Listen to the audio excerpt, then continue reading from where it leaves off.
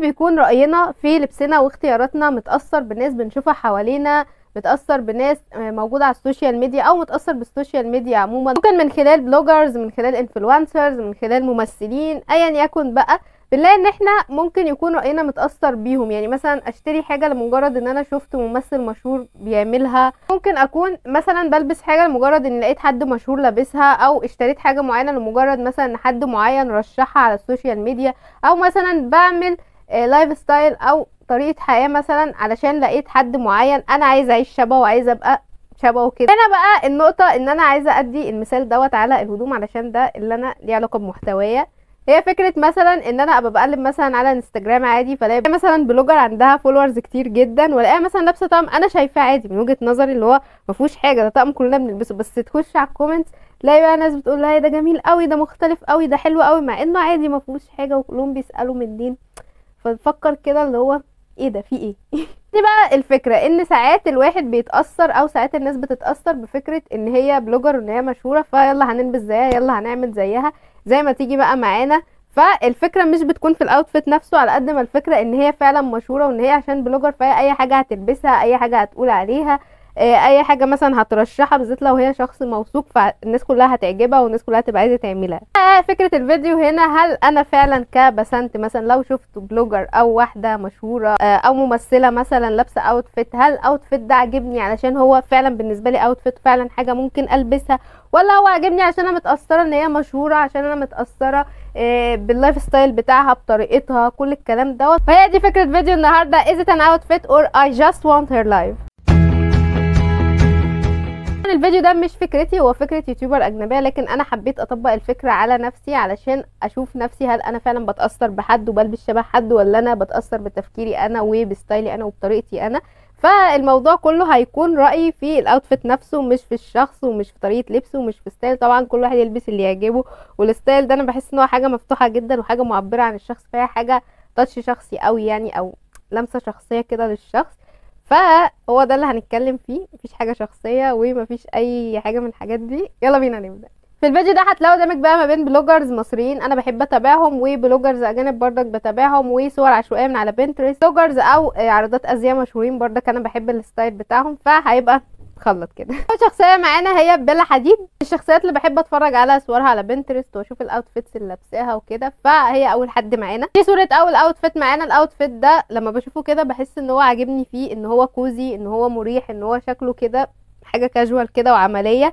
لكن لو انا ماشيه في الشارع عادي ودي شخصيه انا معرفهاش ومشوفتهاش قبل كده، مش هاخد بالي منها ومش هلتفت لها اصلا، هاخد بالي من الاوتفيت. ليه؟ علشان الاوتفيت ده عادي جدا، كلنا بنلبسوه تقريبا، وانا اصلا اغلب الوقت لما ببقى نازله اشتري حاجه من قريب او مثلا حوالين البيت او خارجه خروجه كده كليشيه رايحه اشتري حاجه، فهو ده اللي بلبسه، اللي هو بنطلون جينز وسويت شيرت يكون واسع وخلاص على كده يعني خلص نفسينا. فبالنسبه لي هو مش اوتفيت، لكن هو اوتفيت شكله حلو علشان بيلا هي اللي لابساه، واضافه النضاره هنا هي اللي محساني ان هو في تاتش كده اللي هو ايه، حاجه مختلفه يعني، اللي هو انا مش رايحه اشتري حاجه، لا انا نازله خارجه. بالنسبه لي هو مش اوتفيت، انا اكيد عايزه حياتها وعايزه اللايف ستايل بتاعه وعايزه نجاحها برضه. اوتفيت معانا هو الاوتفيت ده. الاوتفيت ده بالنسبه لي لو انا ماشيه عادي وشفت حد لابسه هيلفتني، بس هيلفتني فيه ان هو مش متناسق بما فيه الكفايه بالنسبه لي.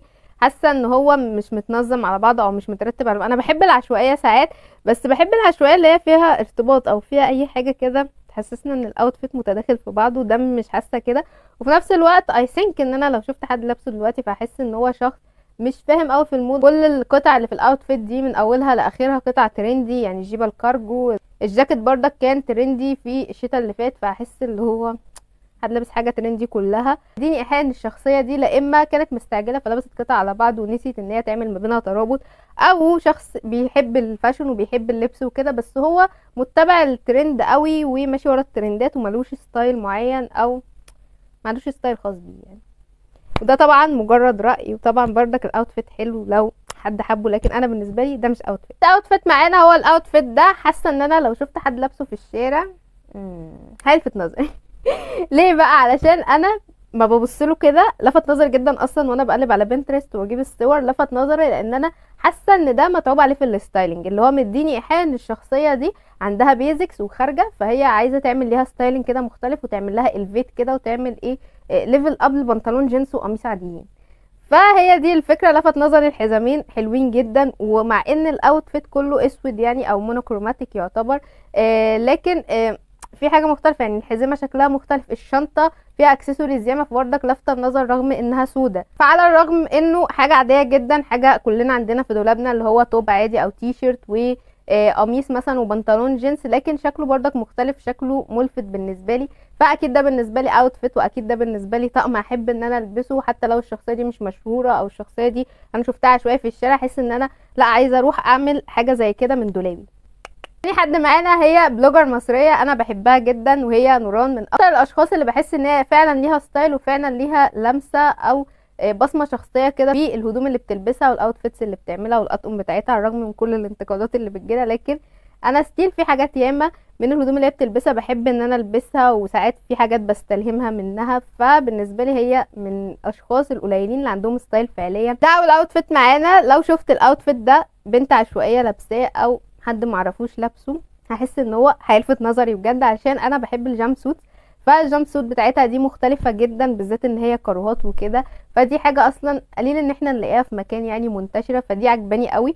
وفي نفس الوقت برضك عجباني الشنطه على الجامب سوت، يعني انا لو لابسه اوتفيت زي كده هلبس شنطه كروس عاديه، لكن فكره الشنطه هنا مختلفه. حاجه بس اللي بالنسبه لي ممكن تتغير او ممكن ان انا اغيرها لو هلبس اوتفيت زي كده، هي القميص اللي من تحت، لان انا بحس ان في سليفز على جامب سوت زي كده هتبقى احلى كتير بالنسبه لي، بالذات ان انا كتفي من فوق قليل، فهتعمل بالانس كده للاوتفيت ككل، الجزء بتاع الكتف مع الجزء بتاع الهيبس. برضك الكونفيرس هنا هحس ان انا برضك عايزه اغيره، البس حاجه تشانكي اكبر او حاجه اكبر، لان انا ما بحبش الكونفيرس كشخص، يعني حاسه ان هو اوتفيت حلو قوي، اوتفيت جيرلي بالنسبه لي وعلى ستايلي قوي، فده بالنسبه لي اكيد اوتفيت. وعجباني جدا فكره دمج الشنطه مع الاوتفيت نفسه. دلوقتي وقت ان انا افكركم لو حابين تنضموا للعيله اللي لسه مبنيه، في العيله دي بنهتم بمشاكلنا في الفاشن وازاي نحلها وازاي نكون شيك بس اون بادجت. فلو انتم مهتمين متنسوش تعملوا سبسكرايب للقناه وتفعلوا الجرس، في فيديو يقابلكم تعملوا له لايك علشان ده بيساعدني ان القناه تكبر بسرعه، وتعملوا شير لاصحابكم المهتمين. اوتفيت من الاوتفيتس برضك اللي عجبني جدا لما شفتها، اي نعم انا صراحه كشخص ممكن ملبسهاش، لكن انا شايفه ان هو اوتفيت بجد، لان الفستان اللي نوران لابساه دوت كانت بتتكلم عنه، كانت بتقول ان هو خامه تقريبا اسمها مالس او مش فاكره اسمها ايه، بس هي برضك حاجه ليها علاقه بالاستدامه وليها علاقه بالحاجات دي، تقريبا كانت بتتكلم عن الموضوع ده في الستوريز، انا مركزتش فيه قوي. بس هو صراحه برضك حلو، طريقه الستايلينج بتاعتها مختلفه، يعني ممكن لو حد عادي لبسه مش هيبقى حلو بالطريقه دي. عجباني فكره الستايلينج بتاعتها، ان هي لبست بنطلون تحتيه فخلته مودست، والحزام ملفت جدا فيه، فشكله كده حلو وشكله ملفت فعلا للعين. انا بالنسبه لي كشخص حاسه ان هو طبعا عايز بنت طويله شبهها وتكون وزنها متناسق، يعني بالنسبه لي انا عشان انا قصيره وكيرفي فمش هيبقى احلى حاجه، ومش حاسه انها حاجه ممكن البسها صراحه، مش على ستايلي قوي، لكن هو فعلا اوتفيت وفعلا حاجه على ذوقها وحاجه على ستايلها. فمش عشان هي بلوجر مثلا او عشان هي حد على السوشيال ميديا وكده، لكن هي بجد لابسه طقم حلو وطقم ملفت اصلا للعين لو حد شافه، واكيد في ناس ياما بتلبس زيها وهتحب ان هي تلبسه، مش مجرد اوتفيت وخلاص. ده اوتفيت معانا، او مش عارفه ده الاوتفيت الكام بالنسبه للصور، لكن ده تالت حاجه عشوائيه يعني لفتت نظري، وهي صوره من على بنترست. هي الصوره دي انا لما شفت الصوره دي على بنترست لفتت نظري جدا الصراحه، بجد عجبني قوي الاوتفيت ده، وهو مش مجرد اوتفيت او مش حد لابسه كده وخلاص، لا ده حد برضك نفس فكره الاوتفيت بتاع بيلا، ان هو مهتم بالستايلنج، ان دي قطعه عاديه كلنا عندنا جيبات جينز قصيره، وعدت علينا جيبات الجينز القصيره، الجواكت الجلد طبعا اغلب الناس بتبقى عندها، القميص، كل حاجه تقريبا متوفره في اي دولاب، بس فكره الستايلنج هي اللي مختلفه، فكره ان انا افتح القميص وابينه من تحت الجيبه، طريقه اللبس نفسها مختلفه والستايلنج متعوب عليه بجد. فهو ده اللي انا بحبه عموما واللي انا بميله، لان انا معظم دولابي بحس ان هو في ستيف بيميل للحاجات البيزكس، فهو ده الستايل اللي انا بميل ليه اغلب الوقت، وده اللي بيلفت نظر ان انا دايما بحب البس بيزكس، فبحب دايما ان انا اعمل لها الفيت، فده فعلا معمول له الفيت او معمول له ليفل اب كده بالستايلنج. فعجبني جدا الصراحه الستايل، وعجبني جدا، وحاسه ان انا اللي هو لو شفت الاوتفيت ده في حته احبه ان انا البسه. اي نعم طول الجيبه بالنسبه لي مش انسب حاجه طبعا، يعني ممكن لو اطول شويه، بس نفس فكره القميص تبقى طالعه بردك من تحت كده حلوه قوي، وعجبني قوي تسريحه شعرها رايقه جدا مع الاوتفيت اللي هي لابساه. فده طبعا 100% بالنسبه لي اوتفيت، و100% لو شفت حد لابسه عشوائي احب ان انا البسه اكيد. شخصيه معانا هي بلوجر اجنبيه انا بحب اتابعها عموما، ومؤثره قوي الستايل بتاعها، وحاسه ان انا من ساعه ما لقيت الاكونت بتاعه وانا عايشه جواه وبستلهم منه كده، عشان انا الفتره اللي جايه هبني دولابي للصيف، فباخد كده من الحاجات اللي هي بتلبسها والحاجات اللي هي بتعملها، وعايزه ان انا اعمل زيها او اعمل حاجات مشابهه ليها عشان حاسه ان هي اقرب حد لشكل الستايل اللي انا عايزاه لنفسي او للحاجات اللي انا بحب البسها وبلبسها اغلب الوقت. بحس ان الستايل بتاعي مبني على الحاجات الرافلز والحاجات اللي هي فيها بافي سليفز وفيها مش عارفه كولا وحاجات كده وفساتين والوان ومش عارفه ايه، فانا بحب الحاجات دي قوي بالذات في الصيف. يعني بحس ان انا ستايلي في الصيف غير ستايلي في الشتاء شويه، على الرغم ان الاوتفيت ده شكله راندوم وتحسوه كده ان هو عشوائي، لكن بالنسبه لي برضك بحس ان هو فيه ترابط وبحس ان هو فيه تاتش العشوائيه اللي انا بحبها مش اللي هي المنفصله عن بعضيها. فعجبني جدا الفيست بالذات للايام ديت. الفيست مناسب طبعا لفتره الربيع اللي احنا فيها دي، اللي هو الجو حبه ساقعه وحبه دافي، والتيشيرت تحتيه التاتش الاحمر اللي فيه كده كلمه كوكاكولا دي حلوه قوي قوي عجباني. على فكره ان هي لابساها على جيبه اصلا مش لابساها مثلا على بنطلون، ده المتعارف عليه بالنسبه لي، او اغلب الناس يعني بتلبس بنطلونات، فهو على جيبه بردك شكله مختلف. فاكيد اكيد لو شفت حد لابس طقم زي ده اكيد هيلفت نظري واكيد احب ان انا البسه، و احب ان انا اعمل شبهه يعني. اوتفيت معانا هو الاوتفيت ده بردك ملفت للنظر قوي بالنسبه لي، وحاسه ان انا لو شفت حد عشوائي لابسه اكيد اكيد هيلفت نظري. عجباني قوي البافي سليفز وعجباني الكولا والفستان، تحسوا كده ان هو عطيكوا فايبز بتاعت بلوجر وكده او شخص رايح يتصور. لكن بالنسبه لي بردك ستيل ده اوتفيت وستيل ان انا احب البسه.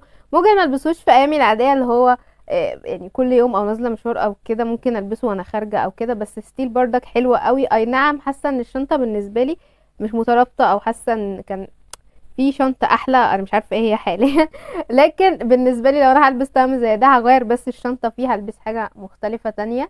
بس ستيل بردك الاوتفيت ده حلو قوي قوي بالنسبه لي، وستيل طبعا هو اوتفيت او فيت مش حاجه اللي هو عشان هي بلوجر او كده. الاوتفيت معانا هو الاوتفيت ده هو اوتفيت عادي، فستان وصندل وشنطة عادية توت باج يعني كاروهات وكده، والتوك والنضارة. اي ثينك ان الستايلينج بتاع الشعر اللي هي التوك الملونة والنضارة هي اللي عامله له ستايلينج، وهي اللي عامله للفستان الفيت. فهو طقم حلو عادي ومناسب لايام الصيف، ومناسب مثلا لو رايحين بحر بالذات هيبقى حلو جدا. فهو يعتبر بالنسبه لي اوتفيت الصراحه مش هنكر، هو عاجبني قوي وعاجبني فكره ان هي مغيره في شكل الفستان العادي بحاجه بسيطه قوي، وهي التوك والنضاره الملونه. يعني اغلب الوقت الفساتين بالذات زي اللي هي لابساه ده ممكن ما نعرفش نعمل لها ستايلنج قوي لو احنا مش مطلعين، او احنا مثلا ما عندناش الحاجات اللي هي الكماليات وكده. فدي من ضمن الطرق اللي نقدر نغير بيها، وهي بسيطه جدا يعني يعتبر ما عملناش حاجه، بس برضك عملت فرق كبير بالنسبه لي. اكيد اكيد اوتفيت. رابع او خامس شخصيه معانا هي هايلي بيبر. الاوتفيت ده او الصوره دي بالنسبه لي، او الاوتفيت ده بالنسبه لي لو شفت حد عشوائي لابسه او واحده معرفهاش لابساه مش هيلفت نظري خالص، لانه حاجه عاديه قوي اللي هو كارجو وتي شيرت او سويتر ان يكون يعني. فبيفكرني بيا لما كنت ايام الكليه كده كنت ببقى متسربعه عايزه حاجه البسها سريع، فكنت البس البنطلون الجينز واقوم اخده اي بلوفر من حاجات بابا بقوم لابساه. فبالنسبه لي ده صراحه مش اوتفيت، ده حاسه اللي هو حد مستعجل او حد نازل مشوار قريب حاجه زي كده يعني، فملحقش يلبس او كده. فهو بالنسبه لي مش اوتفيت، لكن هو طبعا اوتفيت وصور منتشره عشان دي هايلي، لكن هو بالنسبه لي مش فيت. اوتفيت ده بقى ده صوره عشوائيه من على بنترست. بالنسبه لي الاوتفيت ده شكله كيوت وعاجبني علشان هو فيه بافي سليفز، وانا اي حاجه فيها بافي سليفز تلفت نظري بسهوله قوي. فعجبني في البافي سليفز، وعجبني اصلا فكره الكرسي على البافي سليفز، انا اصلا كنت بلبسها الصيف اللي فات برضو ساعات.